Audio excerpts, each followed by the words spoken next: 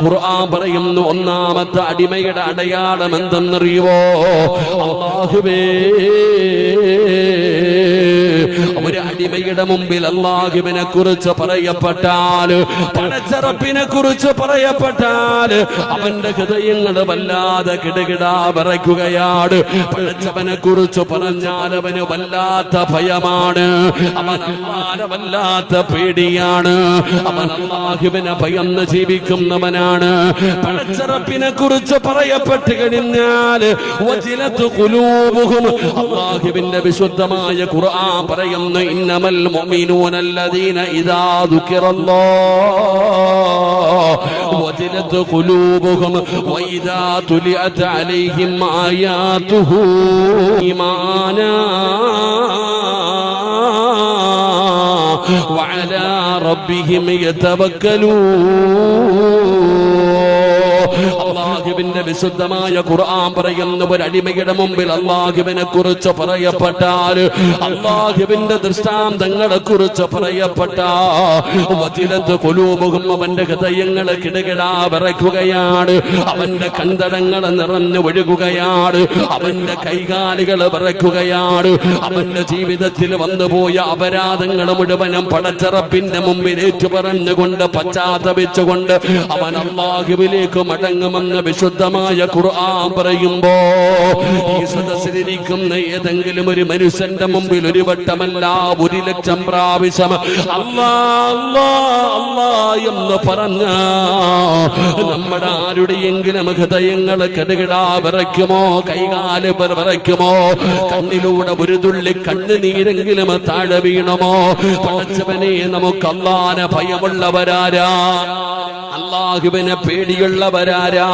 എനിക്കും നിങ്ങൾക്കും അല്ലാഹുവിനെ പേടിയില്ലടോ. ആ പടച്ചറപ്പിനെ ഭയമുണ്ടായിരുന്നെങ്കിൽ നമ്മൾ ഇങ്ങനെയാകില്ലായിരുന്നോ?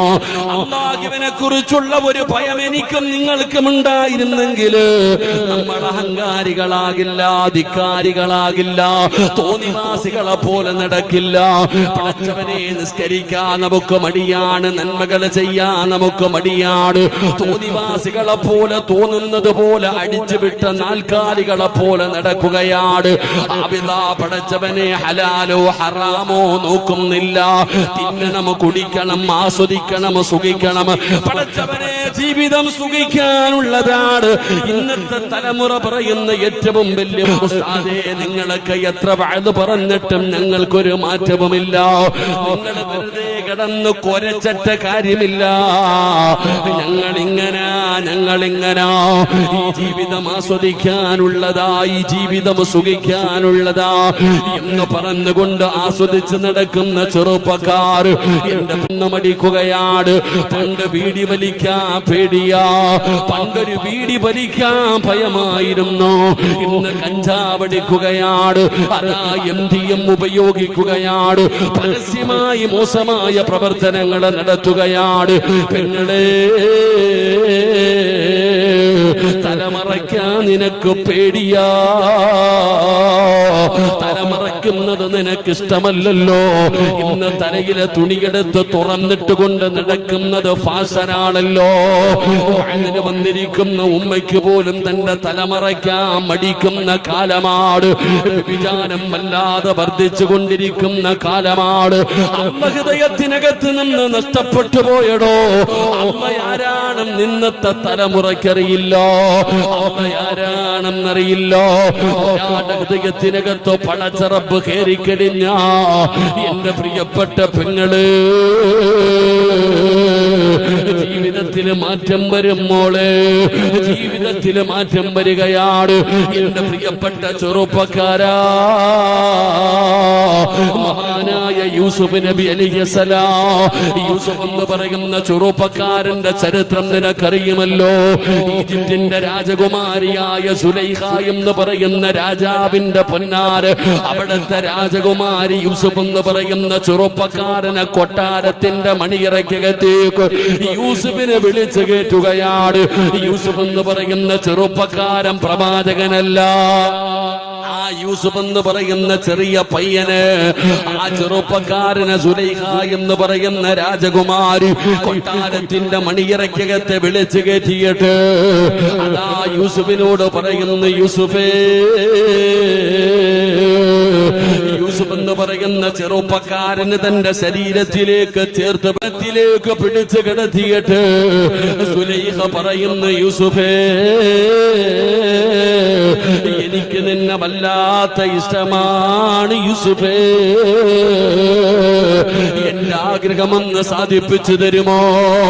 യൂസുഫ് എന്ന് പറയുന്ന ചെറുപ്പക്കാരന് രാജ്യത്തെ രാജകുമാരി കൊട്ടാരത്തിന്റെ മണിയറയ്ക്കകത്തെ വിളിച്ചു കയറ്റി തന്റെ മാറിടത്തിലേക്ക് പിടിച്ച് ചേർത്ത് നിർത്തിയിട്ട് സുലൈഖ ചോദിക്കുമ്പോ യൂസുഫ് പറഞ്ഞ മറുപടി എന്താ? ഖാല മഅദല്ലാഹ്.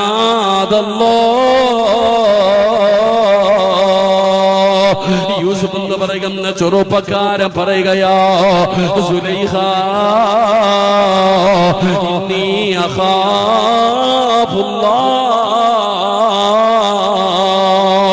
എനിക്കല്ലാനെ പേടിയാ സുലൈഖ, എനിക്കല്ലാനെ പേടിയാ സുലൈഖ. എന്റെ പ്രിയപ്പെട്ട പെങ്ങളെ, യൂസുഫ് നബി അലൈഹിസ്സലാമിനെ കേറി പിടിച്ച സുലൈഖയുടെ ചരിത്രം പഠിച്ച പെണ്ണ് സുലൈഖ ആരാണെന്നറിയുവോ? സുലൈഖയുടെ പാട്ട് പഠിച്ചാ മാത്രം പോരാ, ആ സുലൈഖയുടെ ജീവിത ചരിത്രം എടുത്ത് വായിച്ചു നോക്കണം പെങ്ങള്. സുലൈഖയുടെ ഹൃദയത്തിനകത്തേക്കോ പടച്ച റബ്ബ് കയറിയപ്പോ സുലൈഖ ആരായി മാറിയെന്നറിയുവോ? പടച്ചവനെ, യൂസുഫ് എന്ന് പറയുന്ന ചെറുപ്പക്കാരനെ ജയിലറയ്ക്കകത്ത് പിടിച്ചിട്ടിട്ട് തന്റെ വാശി തീർക്കുകയാണ്, അവിടുത്തെ വൈരാഗ്യം തീർക്കുകയാണ്. അവസാനം യൂസുഫ് ജയിൽ മോചിതനായി, ഈജിപ്തിന്റെ ഭരണാധികാരിയായി. പടച്ചവനെ, സുലൈഖ ബീബി റളിയല്ലാഹു തആല അൻഹ യൂസുഫ് എന്ന് പറയുന്ന ആ ഭരണാധികാരി അതാ വിവാഹം കഴിച്ചു. യൂസുഫ് നബി അലൈഹിസ്സലാം സുലൈഖാനെ വിവാഹം കഴിച്ചു കഴിഞ്ഞപ്പോ മണിയറയ്ക്കകത്ത് ചെല്ലുമ്പോ യൂസുഫിനോട് സുലൈഖ സഹകരിക്കുന്നില്ല. യൂസുഫ് നബി അലൈഹിസ്സലാം വിവാഹം കഴിച്ച് മണിയറയ്ക്കകത്ത് ചെന്നപ്പോ സുലൈഖ യൂസുഫ് നബിയോട് സഹകരിക്കുന്നില്ല. യൂസുഫ് നബി ചോദിക്കുന്നു, സുലൈഖ, എന്തു പറ്റി സുലൈഖ? അല്ലാഹു എന്നെ ഹറാമാക്കിയ സമയത്ത് യൂസുഫിനെ കേറി പിടിച്ച കഥയല്ലേ അറിയൂ? എങ്കിൽ ആ സുലൈഖ ബീബിയുടെ ചരിത്രം നീ വായിച്ചു നോക്ക്. യൂസുഫ് നബി അലൈഹിസ്സലാം അവസാനം സുലൈഖ ബീബി റളിയല്ലാഹു തആല അൻഹയെ വിവാഹം കഴിച്ചു. എന്റെ ചെറുപ്പക്കാരാ, ഇന്നത്തെ കാലഘട്ടം വളരെ മോശമാ മോനെ. പഠിച്ചവനെ, പണ്ട് കണ്ടുകുടിക്കണമെങ്കിൽ പണം വേണമായിരുന്നു, ഇന്ന് കഞ്ചാവ് അടിക്കണമെങ്കിൽ പണം വേണ്ട ചെറുപ്പക്കാരാ. കൂടെ പഠിക്കുന്ന കൂട്ടുകാര് പറയുകയാ, നീ ആണാണോടാ, ഒന്ന് കള്ളു കുടിക്കടാ, ഒന്ന് വലിച്ചു നോക്കടാ, ബിയറൊന്നടിച്ചു നോക്കടാ. നീ ആണാണെന്ന് പറഞ്ഞ് നടക്കുന്നത് എന്തിനാടാ? ഒന്ന് വലിക്കടാ എന്ന് പറഞ്ഞുകൊണ്ട് കഞ്ചാവ് കയ്യിലേക്ക് കൊടുക്കുന്ന കാലമാ. പടച്ചവനെ, സ്കൂളിൽ പഠിക്കുന്ന ഫർദ് ധരിച്ച ഹിജാബിട്ട പെൺകുട്ടിയോട് മോശമായ രീതിയിൽ കൂട്ടുകാർ തന്നെ വഴിപിഴപ്പിക്കുന്ന കാലമാണ്. പണ്ട് കൂടുള്ളവൻ എടുത്തു വന്ന പേടിയായിരുന്നു, ഇന്ന് തുടകയാണ്, പിടിക്കുകയാണ്. ഇന്ന് കയ്യിൽ പിടിക്കുന്നത് തെറ്റല്ല, കൂടെ നടക്കുന്നത് തെറ്റല്ല, കൂടെ കിടക്കുന്നത് തെറ്റല്ല, സഞ്ചരിക്കുന്നത് തെറ്റല്ല. മാതാപിതാക്കൾ തിരുത്താറുമില്ല. എന്റെ പ്രിയപ്പെട്ട ചെറുപ്പക്കാരോട് പറയുകയാ, മോനെ, കാലം എങ്ങനെയാകട്ടെ, ഏതൊക്കെ എങ്ങനെയൊക്കെ ആയാല് മോനെ, നിന്റെ ജീവിതത്തിൽ നീ മാറ്റം വരുത്താൻ പാടില്ല. തെറ്റ് ചെയ്യാൻ ഒരുപാട് അവസരമുണ്ട്, പാപം ചെയ്യാൻ ഒരുപാട് ചാൻസുകളുണ്ട്. പക്ഷേ ആ പാപങ്ങൾ ചെയ്യാൻ അവസരം കിട്ടുമ്പോ അതിൽ നിന്ന് പിന്തിരിഞ്ഞ അല്ലാഹ് നിനക്ക് തരുന്ന പ്രതിഫലം എന്തെന്നറിയുവോ? എന്റെ ചെറുപ്പക്കാർക്ക് ഞാനൊരു ചരിത്രം പറഞ്ഞു തരാ. എന്റെ പ്രിയപ്പെട്ട ചെറുപ്പക്കാരാ, അല്ലാഹുവിന്റെ വിശുദ്ധമായ ഖുർആൻ പറയുകയാ, വലിമൻ ഖാഫ മഖാമ റബ്ബിഹി ജന്നതാ. അല്ലാഹുവിന്റെ വിശുദ്ധമായ ഖുർആൻ പറയുകയാ, എന്റെ പ്രിയപ്പെട്ടവരെ, നിസ്കരിക്കുന്നവർക്കൊരു സ്വർഗമുണ്ട്, നോമ്പ് പിടിക്കുന്നവർക്കൊരു സ്വർഗമുണ്ട്, ഖുർആൻ ഓതുന്നവർക്കൊരു സ്വർഗമുണ്ട്. പള്ളി കെട്ടിക്കൊടുക്കുന്നവന് ചങ്കൂറ്റത്തോടെ പറയണം, എടുക്കടാ കയ്യ്, ഇത് വ്യഭിചാരമാണോ, എന്റെ ശരീരത്ത് തൊടുന്നത് വ്യഭിചാരമാണ്, ഞാൻ അല്ലാഹുവിനെ ഭയന്ന് ജീവിക്കുന്ന ഒരു പെണ്ണാട്, ഇനി മേലിൽ എന്റെ ശരീരത്തെ തൊട്ടുപോകരുത് എന്ന് ആണ് മുഖത്ത് നോക്കിയിട്ട് നീ പറഞ്ഞ. വലിമന ഖാഫ മഖാമ റബ്ബിഹി ജന്നതാ. നിനക്ക് രണ്ട് സ്വർഗം തരും പെങ്ങള്, രണ്ട് സ്വർഗമാടാ ചെറുപ്പക്കാരാ. കൂടെ പഠിക്കുന്നവന് കണ്ണെടുത്ത് കയ്യിൽ തന്നിട്ട് കുടിക്കടാ എന്ന് പറഞ്ഞ് നിന്നെ പരിഹസിക്കുമ്പോ, കണ്ണ് കുടിക്കാത്തതിന്റെ പേരിൽ കൂട്ടുകാരുടെ മുമ്പിൽ നിന്നെ നാണം കെടുത്തിട്ട് ആണെന്ന് പറയുന്ന വർഗത്തിന് നാണക്കേടാന്ന് പറഞ്ഞ് പരിഹസിക്കട്ടെ. അവനോട് പറയണം, നീയൊക്കെ എത്ര പറഞ്ഞാൽ ഇത് ഹറാമാടാ. ഒരു തുള്ളി കള്ള് തൊണ്ടയ്ക്ക് താഴെ ഇറങ്ങിയ അവനൊരു കാലത്തും അല്ലാഹുവിന്റെ സ്വർഗത്തിൽ കടക്കൂല. എനിക്ക് അല്ലാഹുവിനെ പേടിയാ. ഇന്നീ അഖാഫുല്ലാഹ് പറയാ കഴിയണം ചെറുപ്പക്കാരാ. അതുകൊണ്ട് എന്റെ ചെറുപ്പക്കാർക്ക് പഠിക്കാൻ ഒരു ചരിത്രം പറഞ്ഞു തരട്ടെ. മഹാനായ സയ്യിദുനാ ഉമർ ഇബ്നുൽ ഖത്താബ് റളിയല്ലാഹു തആല അൻഹു, ഇസ്ലാമിന്റെ രണ്ടാമത്തെ ഖലീഫയായ ഉമർ തങ്ങളുണ്ടല്ലോ, ആ ഉമർ തങ്ങൾക്കൊരു ചെറുപ്പക്കാരനോട് വല്ലാത്ത സ്നേഹമാണ്, വല്ലാത്ത ഇഷ്ടമാണ്. പഠിച്ചവനെ കാരണം എന്തെന്നറിയുവോ? ഉമർ തങ്ങളൊരു ചെറുപ്പക്കാരനെ ഇഷ്ടപ്പെടണമെങ്കിൽ അവൻ സാധാരണ ഒരു പയ്യനല്ല. എന്താണ് ഇഷ്ടപ്പെടാനുള്ള കാരണമെന്നറിയുവോ? അല്ലാഹുവിന്റെ പള്ളിയുടെ മിനാരത്തിൽ നിന്ന് 5 നേരം ബാങ്ക് വിളിക്കുമ്പോ വീട്ടിലല്ല, കടത്തിണ്ണയിലല്ല, കലങ്ങിന്റെ മുകളിലല്ല, കടലിന്റെ ചാരത്തല്ല, അല്ലാഹുവിന്റെ പള്ളിയിൽ നിന്ന് 5 നേരം ബാങ്ക് വിളിക്കുമ്പോ ഈ ചെറുപ്പക്കാരൻ അല്ലാഹുവിന്റെ പള്ളിക്കകത്തിരിക്കുന്ന ചെറുപ്പക്കാരനാ. അതുകൊണ്ട് ഉമർ തങ്ങൾക്ക് വല്ലാത്ത ഇഷ്ടമായിരുന്നു. പടച്ചവനെ,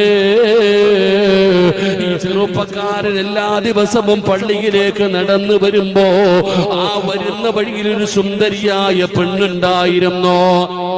അവൾക്കോ ഈ ചെറുപ്പക്കാരനോട് വല്ലാത്ത പ്രണയമായിരുന്നു.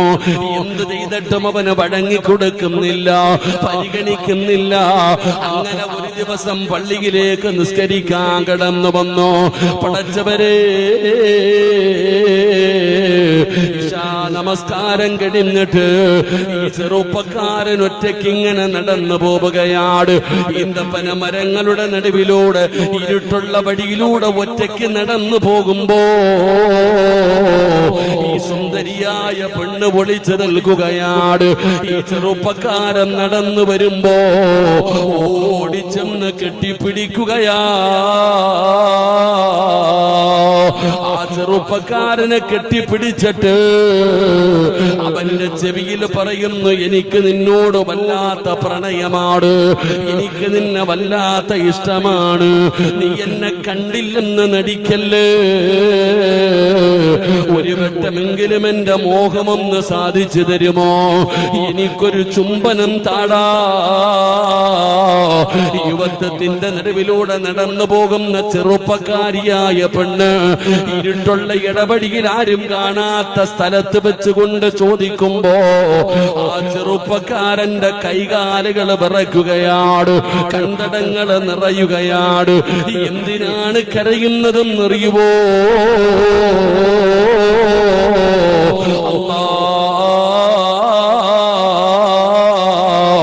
ഞാൻ വ്യഭിചരിച്ചല്ലോ, അല്ലാ എന്റെ ശരീരം ശരീരത്തിൽ ഒരു പെണ്ണ് തൊട്ടല്ലോ അല്ലാ,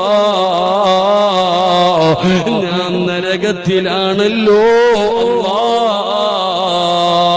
കരയുകയാ, നിലവിളിക്കുകയാ. ഒരു സുന്ദരിയായ പെണ്ണ് കെട്ടിപ്പിടിച്ചിട്ട് യാചിക്കുമ്പോ അല്ലാഹുവിനെ ഭയന്നുകൊണ്ട് ആ ചെറുപ്പക്കാരൻ അവിടുന്ന് തളർന്നു വീഴുകയാണ്. അവിടുന്ന് ബോധമങ്ങ് നഷ്ടപ്പെടുകയാണ്. പെണ്ണോടി രക്ഷപ്പെടുകയാണ്. അവസാനം ബോധമില്ലാതെ വഴിയോരത്ത് കിടക്കുന്ന ചെറുപ്പക്കാരനെ കണ്ടപ്പോ അതാ ചുമന്നുകൊണ്ട് വീട്ടിലേക്ക് ചെന്നു. പ്രായം ചെന്ന പിതാവിന്റെ മുമ്പിലേക്ക് തന്റെ പൊന്നാര മകനെ കൊണ്ടുവെക്കുകയാണ്. പടച്ചറപ്പേ, വാപ്പ തന്റെ പൊന്നാര മകന്റെ അടുക്കൽ വന്ന് വെള്ളമെടുത്ത് മുഖത്തൊഴിക്കുകയാണ്. ബോധം തിരിച്ചു വന്നപ്പോ പിതാവ് ചോദിച്ചു, എന്ത് പറ്റി മോനെ? വാപ്പാ, എന്റെ ശരീരത്തൊരു പെണ്ണ് തൊട്ട് വാപ്പാ, ഞാൻ വ്യഭിചരിച്ചു വാപ്പാ, ഞാൻ നരകത്തിലാണല്ലോ. പടച്ചറപ്പിന്റെ മുമ്പിൽ ഒരു വ്യഭിചാരിയെ പോലെ കടന്നു പോകണമല്ലോ. വാപ്പ അവിടുന്ന് സമാധാനിപ്പിക്കുകയാണ്. തന്റെ പൊന്നാര മകൻ കടന്ന് നിലവിളിക്കുന്നത് കണ്ടപ്പോ വാപ്പയ്ക്ക് വല്ലാത്ത പേടി തോന്നി. അടുത്തിരുന്നിട്ട് പറഞ്ഞു, മകനെ, നീ തെറ്റ് ചെയ്തില്ല. ആ പെണ്ണിങ്ങോട്ട് കയറി പിടിച്ചതാണല്ലോ. നീ എന്തിനാ കരയുന്നത്? എന്റെ മോൻ നിരപരാധിയാണ്. എന്റെ പൊന്നുമോ പാപം ചെയ്തിട്ടില്ല. എന്തു പറഞ്ഞിട്ടും ആ ചെറുപ്പക്കാരന്റെ കരച്ചൽ തീരുന്നില്ല. മകൻ പറഞ്ഞു, വാപ്പാ, ഉമർ തങ്ങളോട് ചെന്ന് ചോദിക്ക്, ഖലീഫ ഉമർ തങ്ങളോട് ചെന്ന് മസല ചോദിക്ക്. തന്റെ പൊന്നാര മകന്റെ അവസ്ഥ കണ്ട് സഹിക്കാൻ കഴിയാതെ പിതാവ് ഉമർ തങ്ങളുടെ ചാരത്ത് ചെല്ലുകയാണ്. പടച്ചവനെ, ഉമർ തങ്ങളോട് ചെന്ന് മസല ചോദിക്കുകയാണ്. എല്ലാം കേട്ടുകഴിഞ്ഞപ്പോ ഉമർ തങ്ങൾ പറഞ്ഞു, അവന് തെറ്റുകാരനല്ല, അല്ലാഹ് അവന് പുറത്തു കൊടുക്കട്ടെ. പടച്ചവനെ, വാപ്പ സന്തോഷത്തോടെ തന്റെ വീട്ടിലേക്ക് ഓടി വരുമ്പോ കാണുന്ന രംഗം എന്തെന്നറിയുവോ? സുബ്ഹാനല്ലാഹ്, തെറ്റ് ചെയ്തിട്ടില്ല. പടച്ചവനെ, തെറ്റു ചെയ്തു പോയല്ലോ, ഞാൻ പാപിയായി പോയല്ലോ, ഞാൻ വ്യഭിചരിച്ചു പോയല്ലോ, ഞാൻ നരകത്തിലാണല്ലോ. പടച്ചവനെ ചിന്തിച്ചുകൊണ്ട് കരഞ്ഞ് കരഞ്ഞ് കരഞ്ഞ് നെഞ്ചു പൊട്ടി അതാ മരിച്ചു കിടക്കുന്ന മകന്റെ ജനാസയാ. തന്റെ പൊന്നാര മകന് മരിച്ചു കിടക്കുകയാണ്. പടച്ചവനെ, മരിച്ചു പോയടാ ചെറുപ്പക്കാരാ, തെറ്റ് ചെയ്തു പോയല്ലോ എന്നുള്ള ഭയം കാരണം ഒരു തെറ്റും ചെയ്യാതെ മരിച്ചു പോയെങ്കിൽ, വ്യഭിചരിച്ചിട്ട് തന്റെ കാമുകിയുടെ കൂടെ കറങ്ങിയിട്ട് സ്കൂളിൽ പോകുന്നു, കോളേജിൽ പോകുന്നു എന്ന് പറഞ്ഞ് കാമുകന്റെ കൂടെ കറങ്ങിയിട്ട് അവനുമായി ശാരീരികമായി ബന്ധപ്പെട്ടിട്ട് ഒരു പേടിയുമില്ലാതെ വീട്ടിൽ വന്ന് ചിരിക്കുന്ന മുഖത്തോടെ കിടക്കുന്ന പെങ്ങള്, ആ ചെറുപ്പക്കാരൻ മരിച്ചു പോവുകയാണ്. സുബ്ഹാനല്ലാഹ്. നീ കടലാവിലെ വള്ളമെടുത്തു മകളെ, അത് ഒരിക്കലും ചെയ്യാൻ പാടില്ല. അത് ചതിയാണ്, വഞ്ചനയാണ്. ഉമ്മയാണ് മകളോട് പറയുന്നത്. പൊന്നുമോള് പറയുന്നു, ഞാൻ ചെയ്യൂല. പടച്ചവനെ, ഉമ്മ പറയുകയാ, മോളെ നീ ചെയ്യണം, നിർബന്ധിക്കുകയാണ്. ആ സമയത്ത് മകള് പറയുന്നു, ഉമറാണ് രാജ്യം ഭരിക്കുന്നത്, ഖലീഫ ഉമറാണുമ്മ, ഉമറങ്ങാണ് മറിഞ്ഞ നമ്മളെ വെറുതെ വിടത്തില്ല. ഉമർ തങ്ങൾ അടയാളം വെക്കുകയാണ്. എന്നിട്ട് തന്റെ വീട്ടിലേക്ക് കടന്നു പോയി കിടന്നിട്ടുറക്കം വരുന്നില്ല. സുബഹി നമസ്കാരം കഴിഞ്ഞു. ഉമർ തങ്ങൾ ആളെ പറഞ്ഞു വിട്ടു. ആ പൊന്നുമോളെ കുറിച്ച് അന്വേഷിക്കാൻ ആ വീട്ടിലേക്ക് കടന്നു ചെല്ലുമ്പോ ആ കുടുംബത്തിന്റെ അവസ്ഥ എന്തെന്നറിയുവോ? ആ പൊന്നുമോളി യതീമാണ്. പടച്ചവനെ, ആ കുടുംബം വിധവയാണ്. എന്തിനാണ് പാലിൽ വെള്ളം കലർത്തുന്നതെന്നറിയുമോ? അവരങ്ങനെ ചതിക്കുന്നവരല്ല, അവര് വഞ്ചിക്കുന്നവരല്ല, അവര് പറ്റിച്ച് ജീവിക്കുന്നവരല്ല. പടച്ചവനെ, ഭർത്താവ് മരണപ്പെട്ടു പോയ ആ സഹോദരി വീട്ടിലൊരൊട്ടകമുണ്ട്. ആ ഒട്ടകത്തിന്റെ പാല് കറന്നിട്ടാണ് കൊടുത്തിട്ടാണ് ആ കുടുംബം ജീവിക്കുന്നത്. അത്രയും പാവപ്പെട്ട കുടുംബമാണ്. പക്ഷേ ഒട്ടകത്തിന്റെ പാല് കുറഞ്ഞു. അല്ലാഹുവേ,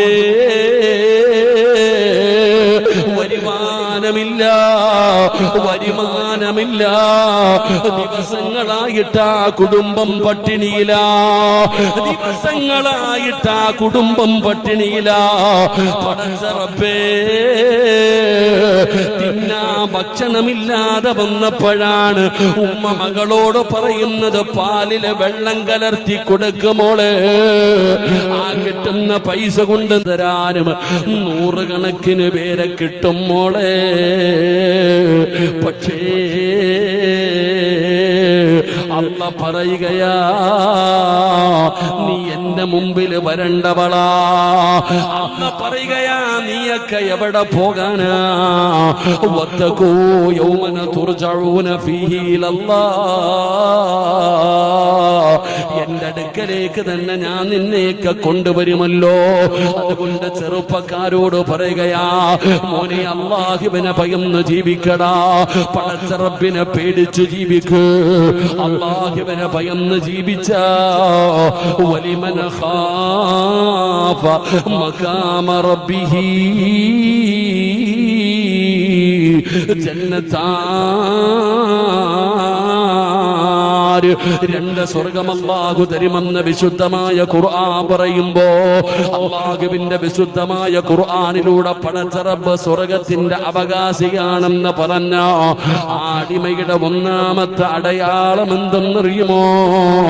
അല്ലദീന ഇദാ ദുകിറല്ലാഹു വജിലത് ഖുലൂബുഹും. അവൻ അല്ലാഹുവിനെ ഭയന്ന് ജീവിക്കുന്നവനാണ്. അതുകൊണ്ട് ഈ സദസ്സിലിരിക്കുന്നവരോട് പറയുകയാ, അല്ലാഹുവിനെ ഭയന്ന് ജീവിക്ക്, പടച്ച റബ്ബിനെ പേടിച്ച് നടക്ക്. അല്ലാതെ ധിക്കാരികളെ പോലെ, തോന്നിവാസികളെ പോലെ നടക്കല്ല്. എപ്പോഴെവിടെ വെച്ചാണ് മരണം നിന്നെ തേടി വരുന്നതെന്നറിയില്ല, ഏത് രീതിയിലാണ് കടന്നു വരുന്നതെന്നറിയില്ല. പടച്ചവനെ, പെട്ടെന്നുള്ള മരണങ്ങളെ തൊട്ട് കാക്കണേ അല്ലാ. സംഘാടകര ബക്കറ്റുമായി നിങ്ങളുടെ മുമ്പിലേക്ക് കടന്നു വരികയാണ്. സ്വലാത്തിന്റെ വാർഷികമാണ്. പഠിച്ചവരെ, നാളെ ആയിരക്കണക്കിന് പേർക്ക് ഇവിടെ നിന്ന് ഭക്ഷണം കൊടുക്കുന്ന മജ്‌ലിസാണ്. സംഘാടകർ ബക്കറ്റുമായി നിങ്ങളുടെ മുമ്പിലേക്ക് കടന്നു വരുന്നു. അല്ലാഹുവിനോട് എന്ത് പറയണമെന്നറിയുമോ? പടച്ച റബ്ബ് തന്ന നിന്റെ സമ്പാദ്യത്തിൽ നിന്ന് ഒരല്പമെടുത്ത് അല്ലാഹുവിന് കൊടുക്കുമ്പോ അല്ലാഹുവിനോട് പറയണം, അല്ലാ, മാരകമായ രോഗങ്ങള്